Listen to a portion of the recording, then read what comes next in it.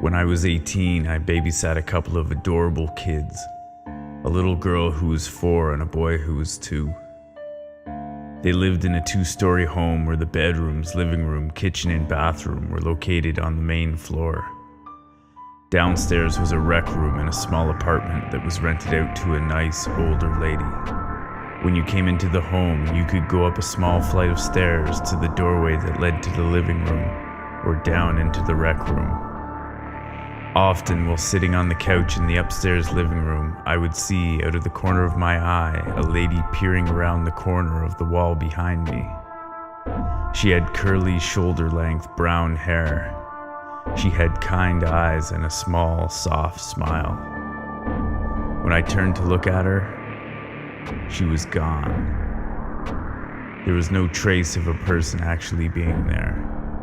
If the children were in the room, they were oblivious to the woman peeping into our world every evening that I was there. The children's mother worked as a waitress at a local sports bar and often worked into the wee hours of the morning.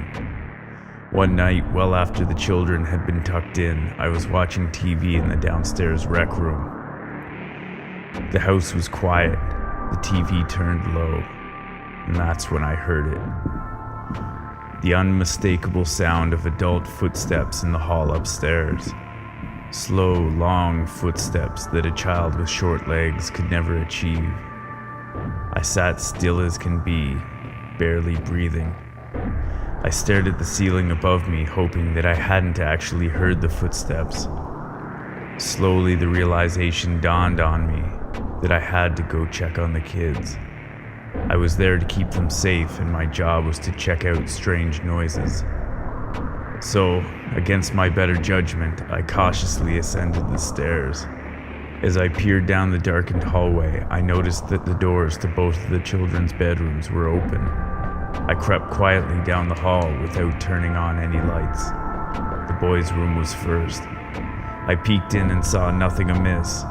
His slow, easy breathing indicated that he was sleeping peacefully. I closed the door and moved on to his sister's bedroom. She too was sleeping peacefully, and I breathed a sigh of relief. All was well. I reached out to close her door. As I did so, I looked down at the floor. In the path of the door was a doll that I had to move out of the way to close the door. A doll that hadn't been there when I tucked her in for the night.